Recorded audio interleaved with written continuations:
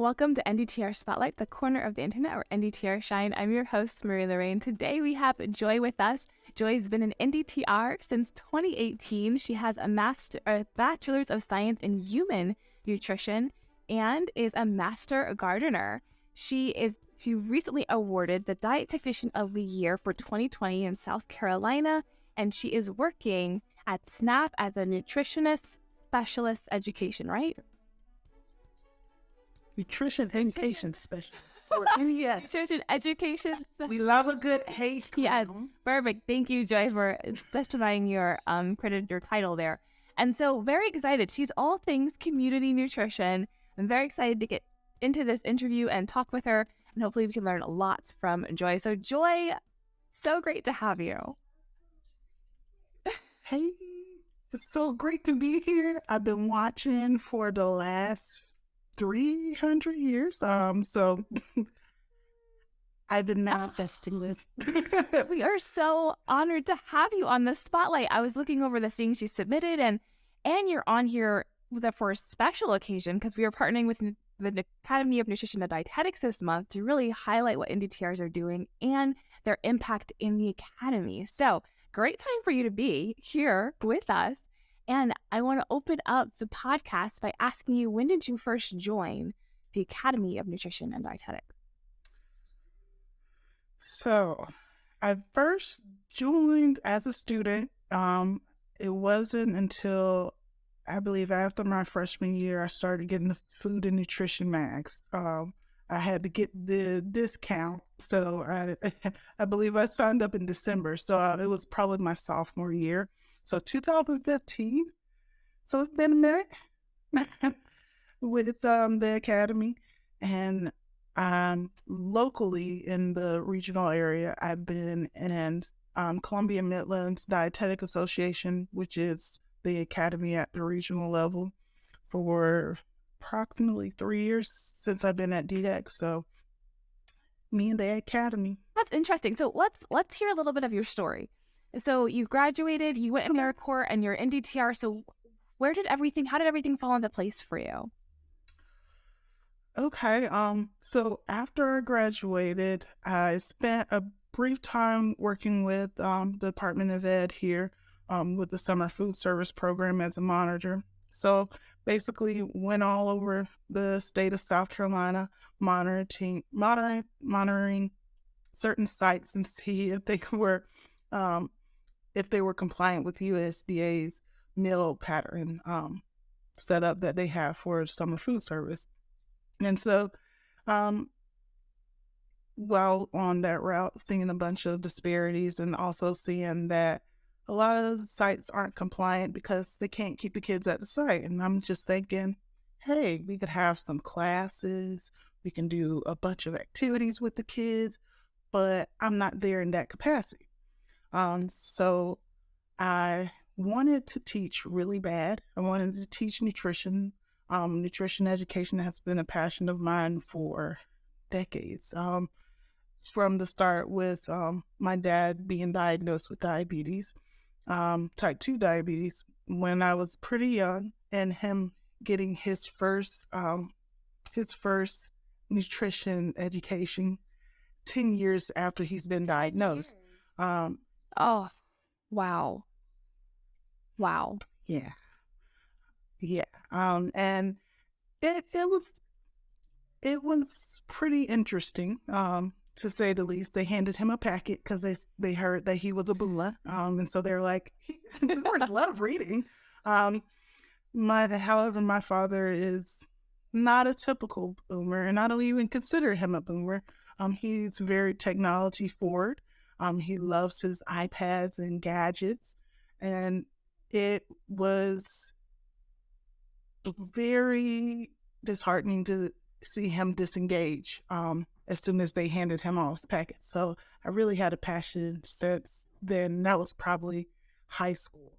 And I didn't know what form I wanted to do nutrition or anything. I just knew that I had to be in that area. So let's fast forward back to after graduation and seeing all the health disparities across the state. I applied for Food Corps AmeriCorps program probably my senior year, and I got into the program that summer in the midst of me traveling all across the state, and it was an opportunity to teach in North Carolina. Have a couple of family members in North Carolina, but North Carolina is not my stomping ground. But I enjoyed my time there, and I got an immense amount of education and everything life lessons in North Carolina, just from dealing with the school that I was at, to just living on my own for the first time. And I was there for a year. I was teaching garden education and as well as nutrition education to kindergartners all the way up to 8th graders. And that was on a weekly basis. And then I, mid-year, became pregnant, and I was like, do I want to stay in North Carolina away from my mama? No. And so I moved back down, and luckily summer food service programs kicking back up again. So I popped over there again, stayed there for a few months, and then a job opening came from the SNAP Ed program at DCAC, and I was like, I gotta be there. So as soon as I got my interview and interview went amazing and whatnot, they were like, when can you start? And I was like, well, I want to get first to my child first. And then they were like, oh yeah, you could do that too. We have maternity leave. And I was like, oh, okay, right off the bat. So they allowed me to work for 2 weeks all the way up until I was delivering my son. And when I came back, I was hitting the ground running. I think a month into it, I started teaching classes, mostly elementary education. And recently on my course load, I've been teaching adult education classes, and getting more and more into garden education. That is incredible. So were you a diet technician the whole time for all of these positions, or? Yes. So I became a diet tech and took the test in December of 2018. So mid service year. And I thought it was going to be stressful. I thought the test was going to be a lot harder. But I really do feel like the DPD courses that I went through in undergrad, it made it seem like a breeze. Like all the information was just like, this was Krause. This was basically, they took questions from Krause and copied and pasted for this test. And I was like, okay. And it was the easiest test that I've standardized That that I I've don't do taken. that very often with the diet technician exam. What was your study secrets? Share what made it so easy for you. So Mom Metrics, their textbook, they have a little format where basically they tell you read through the book all the way, then go back and do the questions and do it in a timed manner. And so followed that same study plan, and basically most of the questions that and the formatting of the questions and the sentence structures were very identical to the test. So I will say the Academy at the time didn't have an NDTR study exam packet, but I pretty much feel as if the packet would have been overkill, but it may not have been. It might have been a good supplement to kind of bounce back between, because I may have gotten a better point out. But you passed. All the Yeah. ounces The that I numbers passed. don't matter. As long as you passed, you're good. Right. You're good. So I love your story just with your dad and then wanting to have this passion to teach. And then you dove in and you were able to find these opportunities to do teaching. You're teaching all ages, which that is hard. 'Cause nutrition, the level of nutrition information that you can give to a kindergartner versus an adult, vastly different. Okay, I'm glad you're so. But and we also talked about the academy and how you're very happy about your membership, and you've expressed that it's been beneficial for you. So what in that relationship, or that how has being a member of the academy been beneficial for your career? Just a number of CEUs, the textbooks that they have in their library, the evidence analysis library, that helped out a lot. To say the least, especially researching certain tactics when it comes to taking up surveys, and also trying to understand how to move a lot of people from blowing no fruits and vegetables to, oh, I eat that.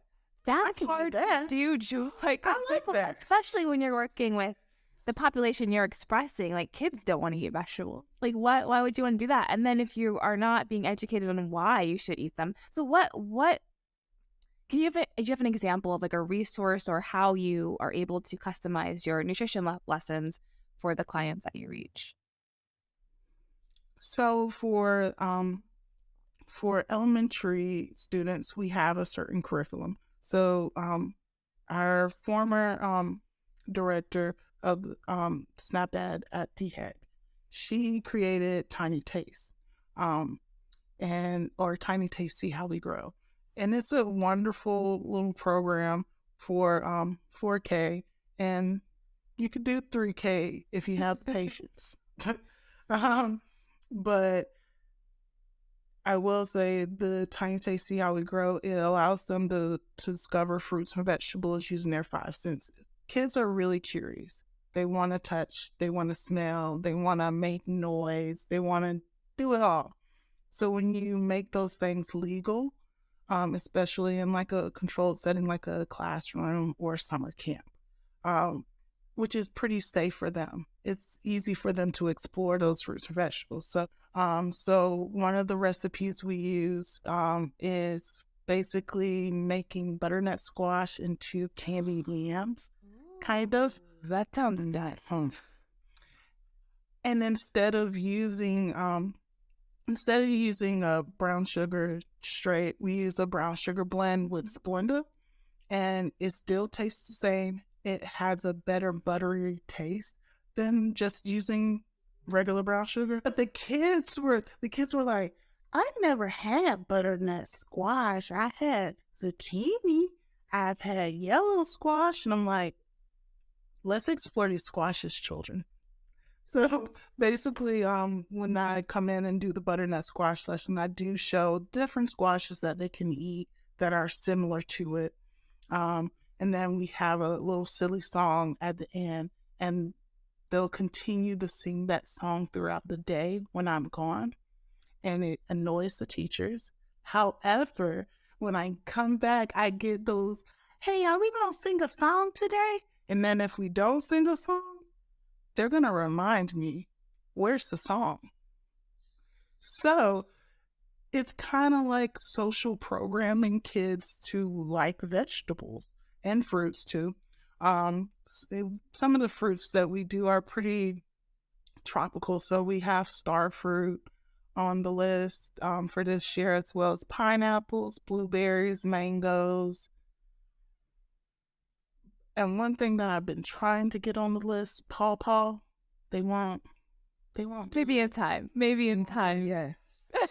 I'm crossing fingers because it took me 3 years to get a different, new curriculum. So, hey, maybe another 3 years. Hey, if you keep working on it. And I love to hear how you are, influencing these kids' lives. I just read an article about a student who was comparing kale and collard greens, and they labeled collard greens as unhealthy and kale as healthy. And it's, right? It's like, that doesn't make any sense. But that's why things like what you're doing is so important, to let the kids understand really what is healthy, because collard greens are just as healthy as kale. Mm-hmm. And so it's just, what you're doing is so important, because it seems basic to us, Yeah. but it really is an impactful skill to be able to identify what is healthy, what's not healthy.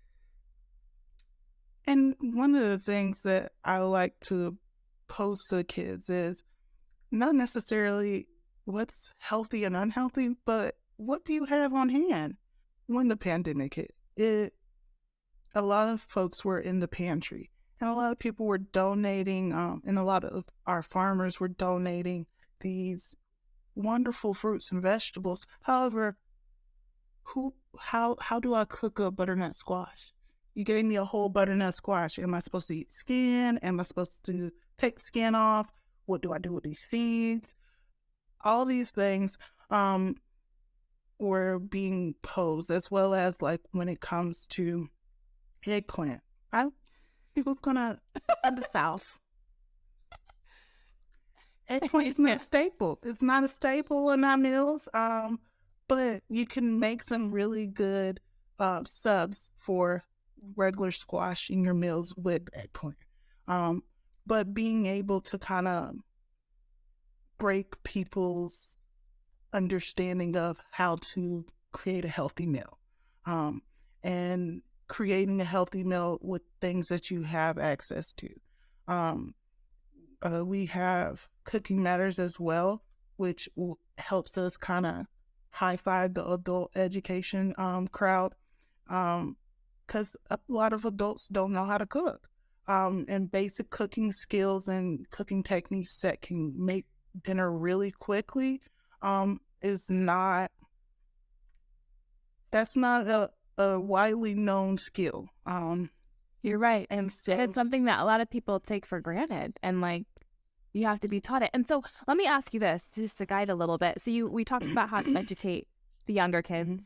What does the education look like for the adults? You're kind of talking about the cooking, so kind of elaborate that on that. So with our adults, we do more so cooking demonstrations along with nutrition education. Because a lot of times with adults, they're trying to figure out how I can cut time on making fresh this, fresh that. And the thing is, fresh is not always necessary at all times. Incorporate good old canned tomatoes. Always keep them in your cabinet. Just having just basic understanding of what should be in my pantry, on top of, hey, how can I sub in this for that? How can I play with spices? How can I incorporate herbs?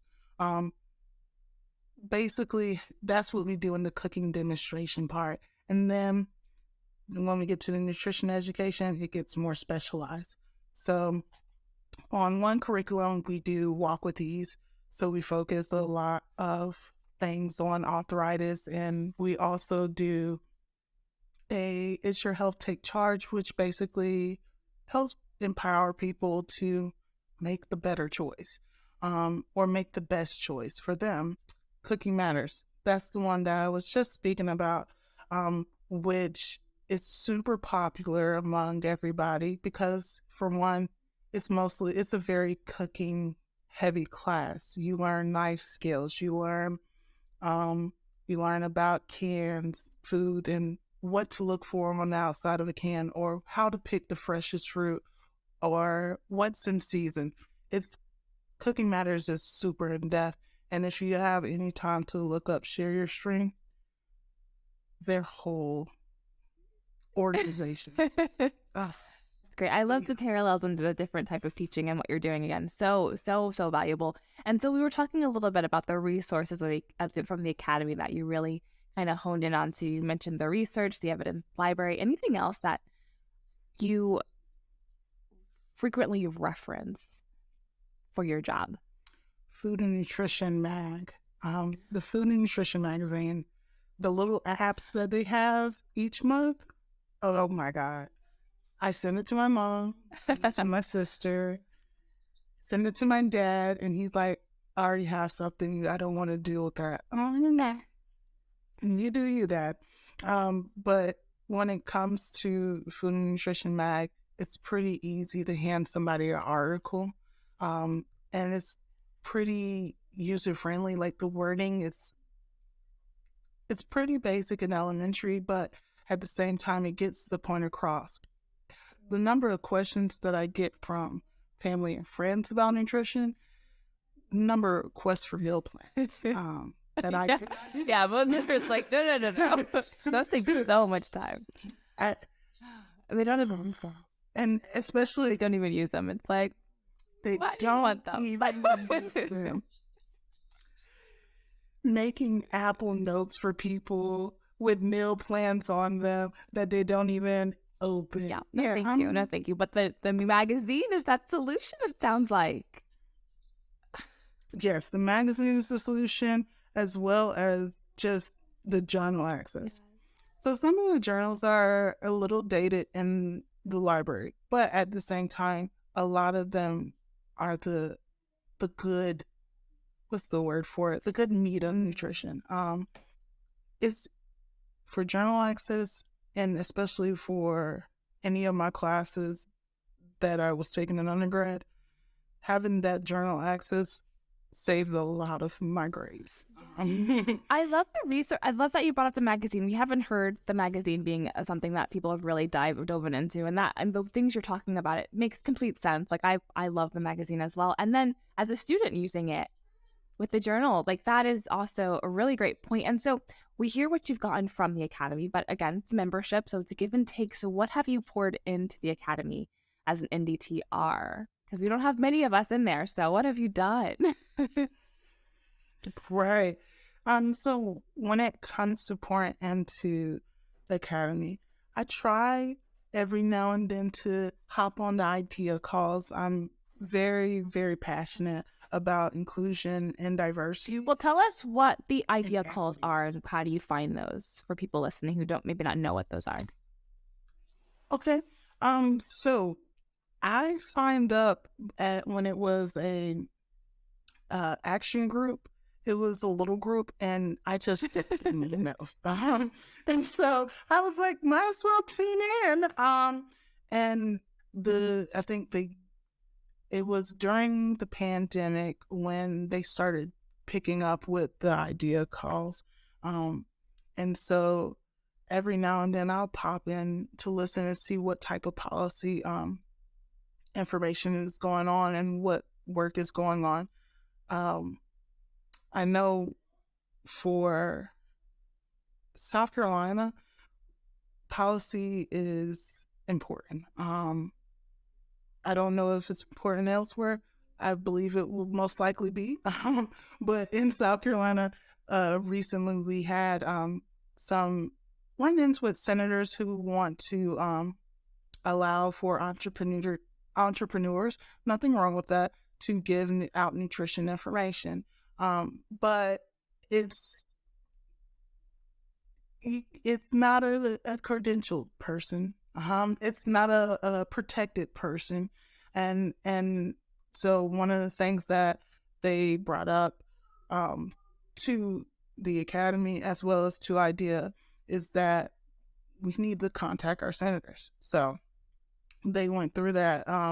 It was good for me to keep up with trying to figure out what's going on with this bill and are they about to pass it? What do I need to do to gear up for this? And who do I need to contact? But also with some of the idea stuff on a local level. Recently I won a grant. That's exciting. A grant? You just said that so nonchalantly. I just won a grant. What? Joy. It's a good opportunity. And it's mostly for the South Carolina Dietetics Association. So it's not just for me, but I'm benefiting in. But you're a part of it. You're a part of it. It's amazing. Right. With the local level, I won a grant for IDEA, and within the grant, they're allowing, it's like a CDR grassroots grant where we're going to showcase at the Baptist Episcopal Ministries Conference at Myrtle Beach about speaking to faith-based organizers and pastors about having dietitians and learning more about who our dietitians and dietetics are, and how students can make their way to those pathways, to those nutrition pathways. And so we're going to be there at our booth. That's amazing. Showcasing, Eat Well, Live Well, and Play Well, I want to say, which is the NBC USA package that they teamed up with Nobidi for basically talking about nutrition with faith-based organizations. It's a whole package that they have, a whole kit that that the Academy offers, and so we're hoping to be able to branch out to certain faith-based organizations, especially Black churches. It's Yeah.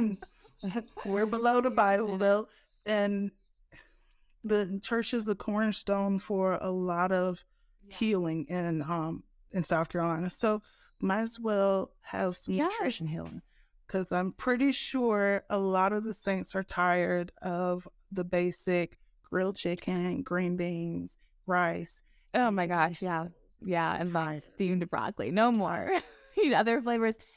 And then you have the Academy already has stuff already for you, so you can just go in and do that. And then you mentioned, pardon me for cutting you off, but we were talking about NDTR credential and the inclusion and the diversity, that you're very passionate about that. And so it sounds like what you're doing is in line with that. So let's open up that conversation. What is the passion with the diversity that you want to see in this field, or you're working towards? I want for people to hop out the understanding of diversity is just what it looks like. I need people from different backgrounds. We have a lot of second career dietitians and dietetics, and I love to see it. More so with dietetics. It's kind of like the gateway to nutrition. And it's the accessible way to be a nutrition professional. But I really like to hone in on diverse of thought, because when you bring your skills from those different backgrounds into the nutrition profession, it's basically troubleshooting of any and every problem. And you're able to, and folks are able to come up with solutions right off the bat. Oh, I dealt with this in this round, and this is how I was able to move a person from this part of the spectrum to another end of the spectrum. So I really want to emphasize that I love diversity for the diverse of thought and background that it offers to our field, and it will make our field more tangible, more tangible and more accessible, because you can probably have a friend from that former career path want to hop on over into the current career path that you're on. And I find that so exciting hearing you say that, especially with this new grant that you're stepping into, and you're going into churches and you're talking about dietitians and NDTRs and being an NDTR and being able to talk to people and saying, you can be a nutrition professional and it's so accessible. You don't have to do the internship and do a master's degree. You could just get it with an associate's or a bachelor's degree. That's so encouraging to be able to look in someone's face and say, yes, if you have a passion for nutrition, you can practice it ethically and really benefit people's lives. Right. And ethic, I love ethics. If I can go on and on about ethics, the thing about ethics is you decrease a lot of malpractice and a lot of accidents and maybe incidents when you have ethics at your core and when you have a love for ethics, because it's more to it than just right or wrong. Yeah, I'm finding that balance. I love that. So just talking to you, I kind of see why you got the award as Diet Technician of the Year back in 2020. What was it like receiving that award? How did you fall into that? physician to receive that award? So my supervisor, shout out to Jessica. Jessica, she's a RD. She just recently started doing traveling dietetic work. Um, and Jessica Morrison, you the girl. She nominated me, and she was just like, I don't know any NDTRs in the state, and I was like, girl, Oh no.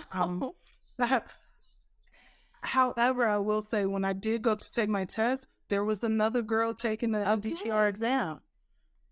Did she pass? No. You'll find out hopefully one day. We just recently celebrated NDTR Day. How did you celebrate the day, the first ever one for us? So on that day, there's one next year, so it's okay. There's ones next year, but I did get a couple of texts and how do you NDTR doing? I'm so happy you're feeling better.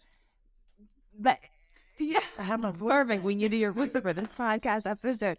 But thinking about NDTR Day and just the future of this credential, what is something that people don't necessarily know about the NDTR credential that you would like them to know? Scope of practice. Tell me. Okay. We're going to get into the meat and potatoes of things.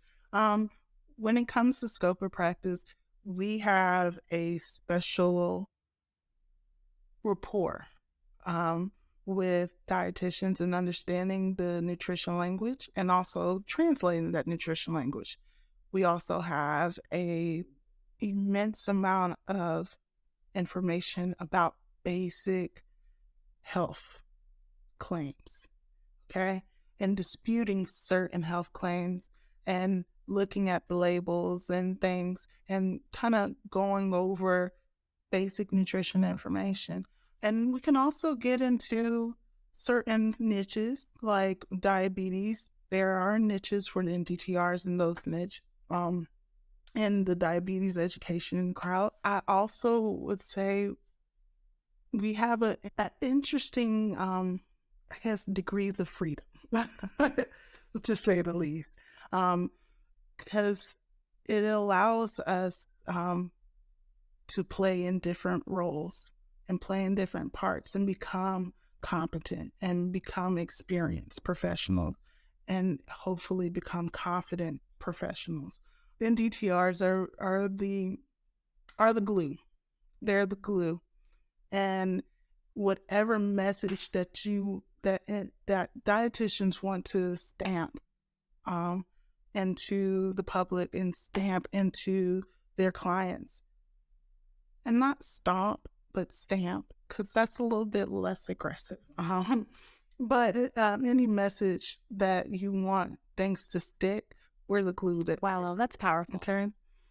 That's really good. That's a really good analogy. Yeah. That one well thought out by an experienced NDTR.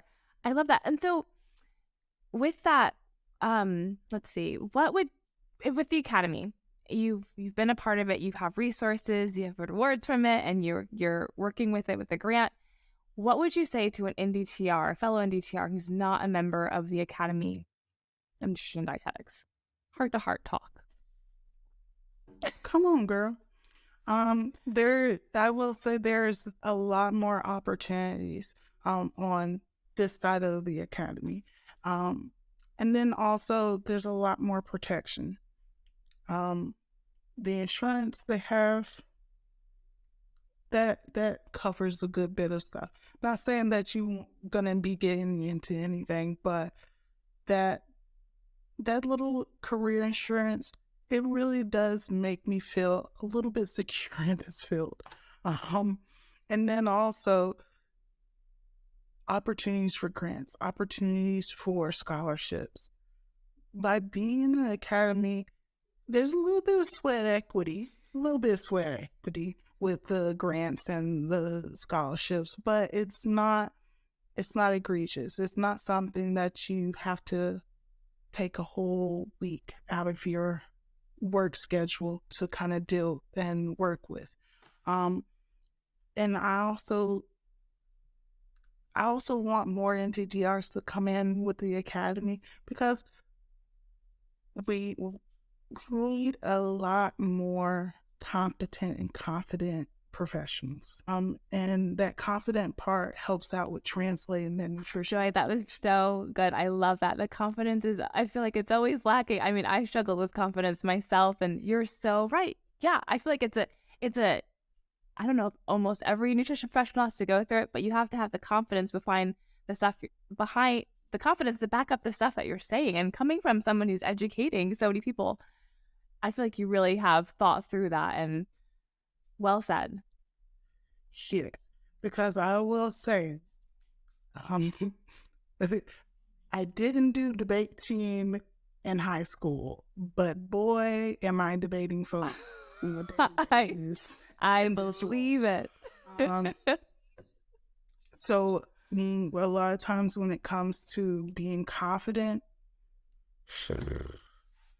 that's going to be your selling point for all of it.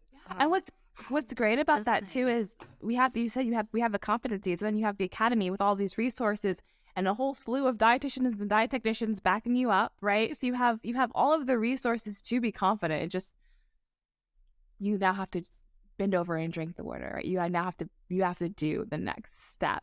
Yeah. Acceptance. Yes. So like it's gonna be yoga session real quick.